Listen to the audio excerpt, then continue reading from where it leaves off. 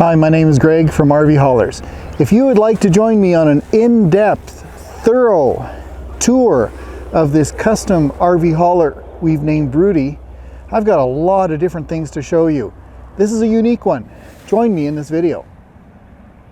Now what we do at RVHaulers is we take commercial tractors, ones that start out looking like that, and we convert them into RV haulers like this one that are designed to tow the largest of fifth wheels, such as this 26,000 pound New Horizons. That's got a 6,000 pound pin weight, 26,000 pounds gross weight loaded up, and we find sometimes our pickup trucks are a little challenged in towing some of those larger rigs. Plus, we can't always take our toys with us, right? You may want to have lots of living space when you get to your destination. I know there's toy haulers and I know you can roll out your toys, but a lot of that space is lost, right?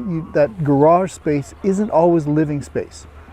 So one of the advantages of our RV haulers is we're able to put toys or vehicles on the rear of our RV haulers. Now, what I'm going to do is I'm going to tell you a lot about the unique things we did to this RV hauler. There's some things you've never seen before.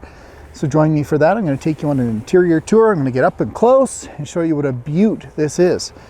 Now, some of the statistics. So this is a 2015 model. It's the 730. So it's the lower sleeper. It's the one we they line up really nice with our fifth wheels. They look very sleek. They're not quite as tall. So this RV hauler is 11 feet, 4 inches tall to the top of the roof.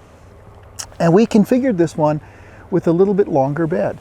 You'll see that we set it up for carrying a color matched Fiat Abarth. So it's a little sports car.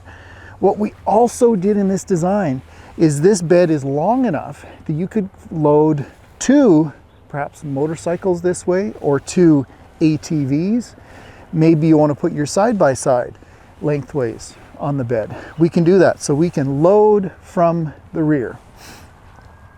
Some of the other unique things that we did to this RV hauler is, instead of going with skirted sides, if you watch some of my earlier videos, you know that we'll do steel skirted sides that kind of line up with the fairings. We went with paint matched toolboxes. So steel is really expensive these days, and keeping our costs under control is something we're always conscious of for our customers. So this was a little bit of a different design, but by paint matching the toolboxes and having a paint matched vehicle up there, it really does look like a complete and a finished rig. So it's all LED headlight, all LED lights, I should say. We've got our 7-way connector for our RV. This one has an ET hitch, so that's an air ride cushioning hitch on the back. You'll notice as well, since we're loading from the rear, on some of our other designs, the tail of this bed is angled in. But because we're putting ramps on here, that's what this pinhole is for. When we put ramps on the bed, we needed to have a flat or straight surface. So this bed is straight across this way. But we have added, for a little bit of looks, we've added a little bit of a dovetail in this direction. I've got a separate video.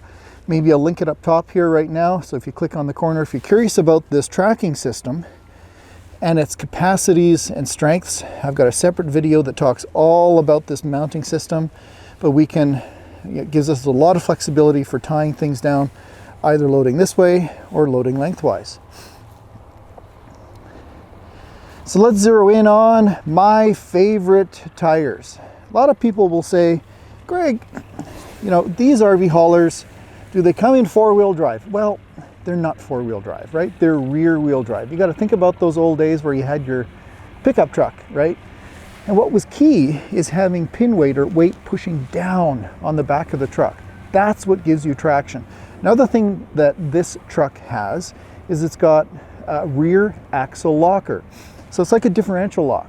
What it does is it locks up the left and the right wheels, so you've really got a lot of traction. So when we start putting 10 or more thousand pounds on the back of this RV hauler, you get some good traction. Let's talk about weights for just a second. What I've done for you is I've weighed this RV hauler with the 25, almost 2,600 pound Fiat on there. We have remaining 8,000 pounds of cargo carrying capacity. That rear axle is designed for 20,000 pounds of what we call sprung weight, or weight pushing down. With the car, I have 8,000 pounds of capacity. So this brings up one of the discussions that a lot of people are having these days is, you know, traditionally, you've seen me over the last 12 years, we've been putting a lot of smart cars up there, but the smart cars are going away, right? They stopped making them a number of years ago, and finding the really nice used ones in the market is getting tougher. So, unapologetically, we're doing stuff that's long, right? We're building longer beds, and we're putting Fiats up there, Jeeps up there, maybe a couple motorcycles, whatever toys you want to take. But a lot of people say, wow, don't I need to have 2 rear axles? You don't. So here's an example. Without that Fiat, right, empty, just with the bed on there, I've got, well, over 10,000 pounds of cargo carrying capacity. Put a Fiat up there, I've got 8. So put a Jeep up there, that's around 4,700 pounds. Lots of weight left over for your pin weights. So only when you're getting into crazy pin weights on the trailer, right? This one has 6,000 pounds. That's not normal. That's pretty heavy. Most of the fifth wheels that I'm seeing these days have pin weights more in the 4,000, 5,000 maybe range. Lots of cargo carrying capacity. And again, I'm giving you a lot of information. I apologize if I'm taking too much of your time. I've got over 450 videos on YouTube. If you want to watch something shorter, you'll probably find some options there. Let's talk about some of the other things we've done. And to do that, I'm going to pause. I touched on the topic of cost control and steel and fabricating. We make everything custom for our customers. So if you have a vision of what you want to see on your RV hauler, we'll build it. Now, when you get fancy, it costs a little bit more.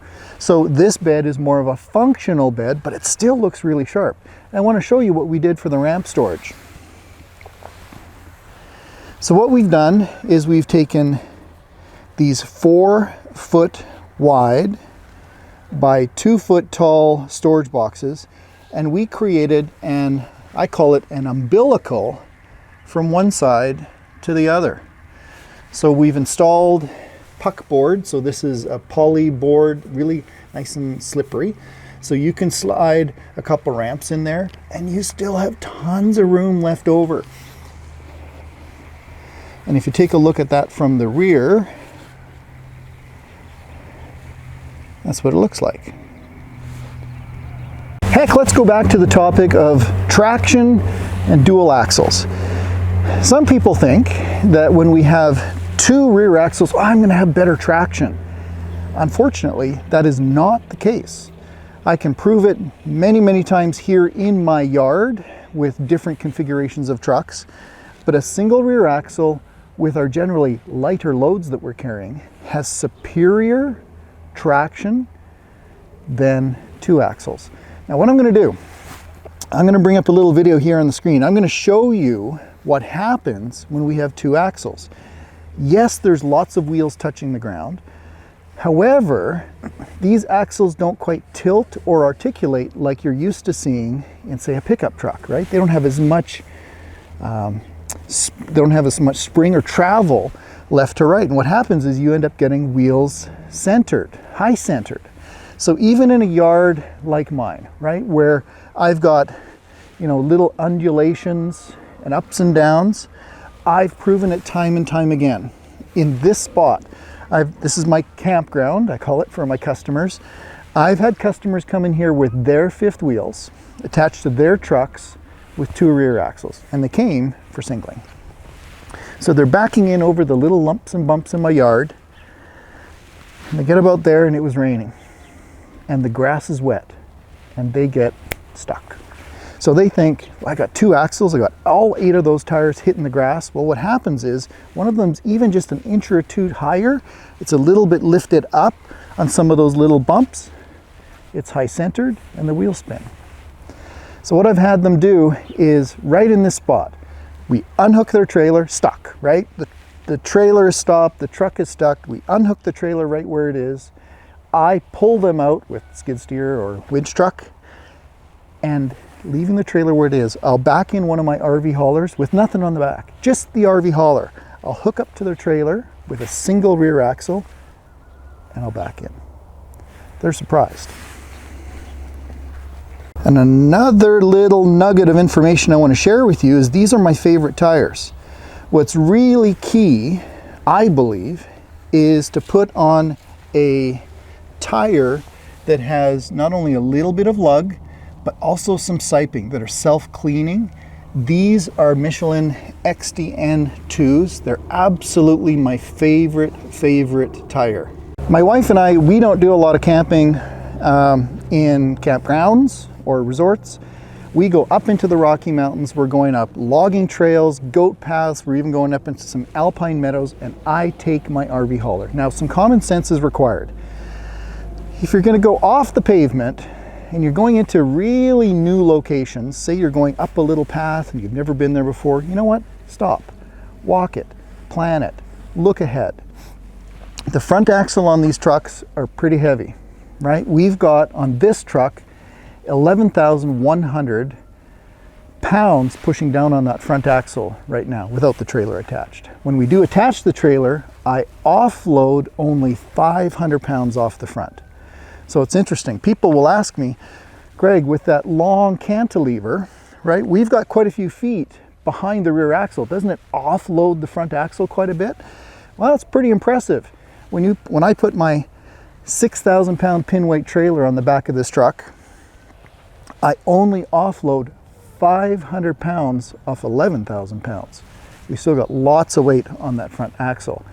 But I will go back to make sure you got a good set of tires as well. That helps in the traction scenarios.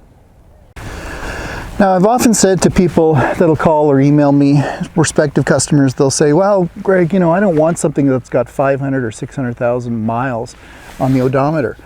Well, I really take pride in locating what I call the cream puff trucks. When you pull into an RV resort with that truck, no one knows how old it is, right? This one has got 616,000 miles on it, but there are owners that take care of their rigs. And when you get up and close, you'll see they're beautiful. I've been able, successfully over the years, been able to find beautiful trucks. So this is one of the leading edges where a lot of road debris will hit it over time. Find a rock chip, just one. You can't. This is a beaut. Beautiful metallic flake in this paint. Let's go up near the hood of the truck. And here too. That's the way a sharp looking truck will look. And there are some rock chips, right? We count a few, but it is not an abused truck. This truck also has LED aftermarket headlights. We've got some nice chrome. You see what we call chicken lights or LED chicken lights and chrome down the sides. All of this adds up, right? Adding all of these chrome pieces adds what I think is a little bit of sharp bling to the truck. Now this one, what I went with is I've got dynamic balancing rings in here. So as the tires wear over their life, these are Michelins. These are X-Line Energy, so highly fuel efficient tires. And you know that when a tire is new, this little arrow here, it's full size. And you can see that there's a little bit out the end of the arrow. So this one has a little bit of wear on it, but certainly not 100% wear. But what happens is as these tires wear, these dynamic balancers always keep the tire in balance. Let's talk about some fuel efficiency for a second while we're talking about fuel efficient tires. Rudy, this 2015 Volvo, has a D13 engine. So that's a 13-liter engine, really popular engine. And it's got an option that I love to see. If you're shopping for your own truck as a candidate RV hauler, one of the things I love to see is not only is this programmed for the full 500 horsepower, which is nice, but it's also the Eco Torque engine. In my test drives with Rudy, bobtailed, I mean, we're not always bobtailed, but it's kind of rare, but bobtailed, I get as much as 18 miles per gallon with him. Now, it depends how fast you're driving. I'm driving kind of 65 miles an hour. I'm usually in that range. If you like to drive faster, your fuel economy is going to drop off really quickly. Now, when I hook up a large fifth wheel and I drive those kinds of speeds, I personally, I don't put my foot into it, right? It's not to the floor all the time. I'm a little bit more gentle. I've worked hard, you know, and I'm still working to save my dollars and put it in the fuel tank. And I will get in the range of 11 or 10 miles per gallon. But realize, I'm always going through the mountains too. So I'm probably in some of the most challenging Rocky Mountain up and down grades that you can get. On the flats, you'll do a little bit better, but I think being conservative, I think you're around the 10 or 11 miles per gallon range. So there's things such as, you know, being really careful about your tire pressures that add to fuel economy. Wind is a big one. Of course, going up and down, how hard you push on the throttle. Whether you're trying to go, you know, 80 miles an hour and passing people all the time, your load. I think the two biggest factors when it comes to fuel economy is going to be how fast you drive and wind. Those are probably the two biggest ones that affect your fuel economy. Now, this really isn't part of the tour, but let me talk to you about a little bit of a philosophy here for a second. When we're driving one of these big rigs, people always realize that, hey, we're not going to be, you know, rockets, right? We're not going to burn rubber off the line, and we're not expected to be fast. Anytime in your travels, when you see a semi, you're never really upset too much when they're slow. You expect them to be slow, right? It's just the way they are. They get up to speed, they hold their speed, but they're not rockets off the line. So you know what? You have the same permission when you're driving one of these big rigs. You've worked hard to save your money. You know what? You're allowed to drive a little bit slower if you want to. People expect it. They're not surprised by it. Take your time and enjoy the trip. Let's go for a tour up inside Rudy. So Rudy is a non-smoking truck. Believe me. I've got asthma. I would never myself buy a smoking vehicle. And we're just going to go super slow, and I'm going to show you fabric condition, dash condition.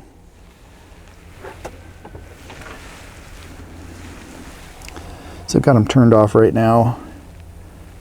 But you can see the steering wheel is really, really pristine.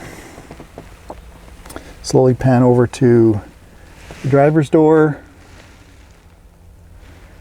There too, nice.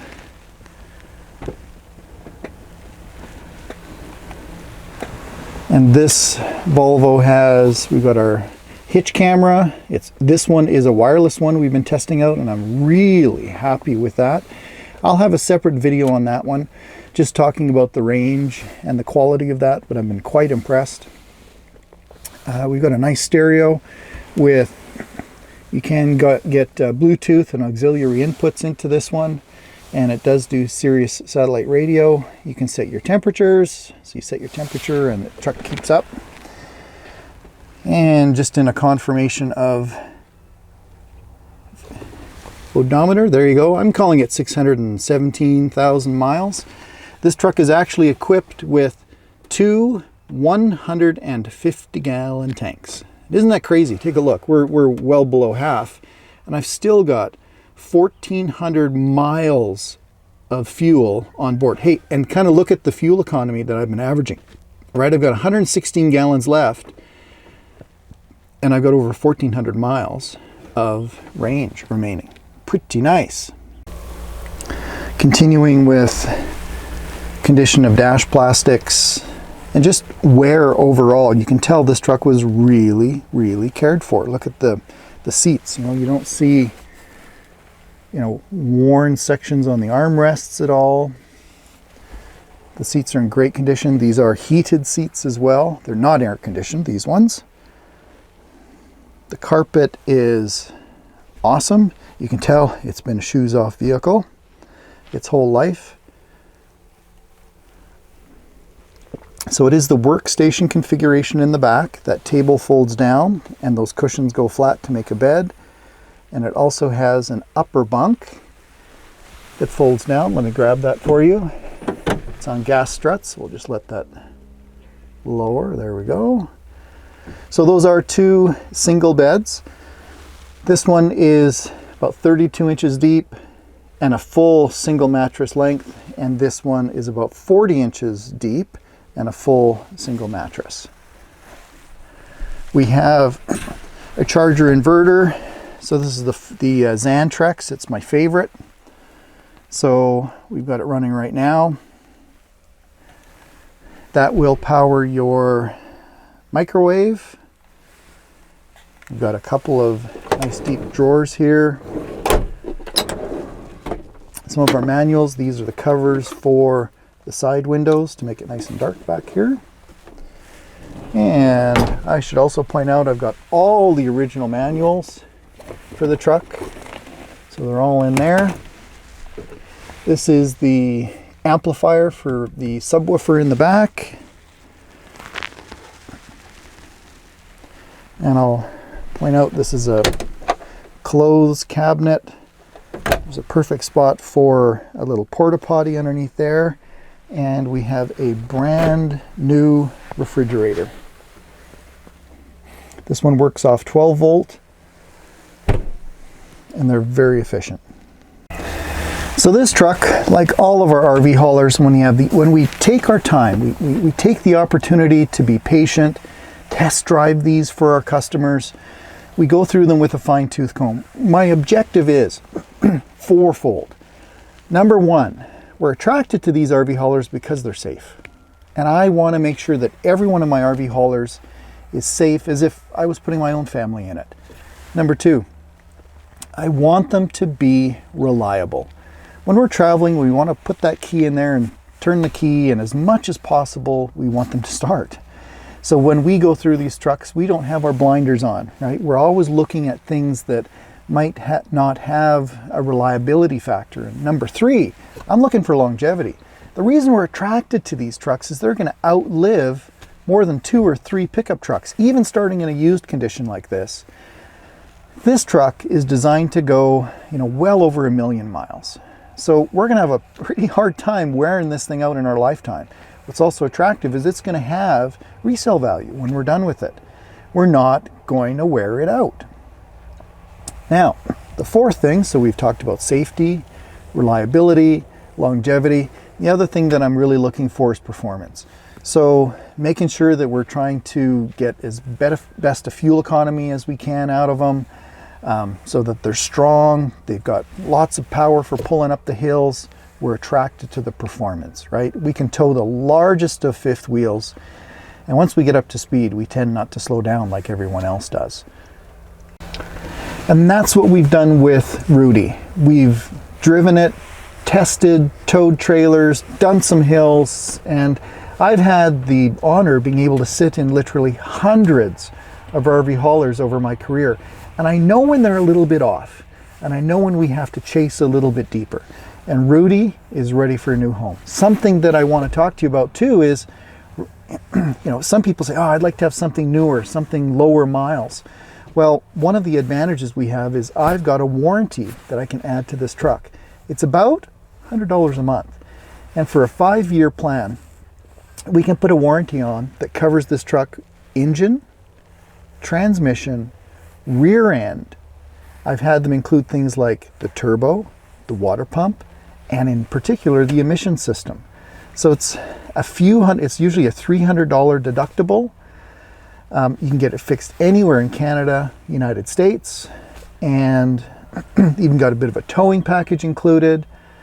But for $100 a month, it's a great peace of mind that this truck is going to be able to go down the road for many, many years without issue or without the risk of a really large bill. Everybody tells me I've got to share all kinds of information with you. I appreciate it when you have the patience to actually get to this far through the video.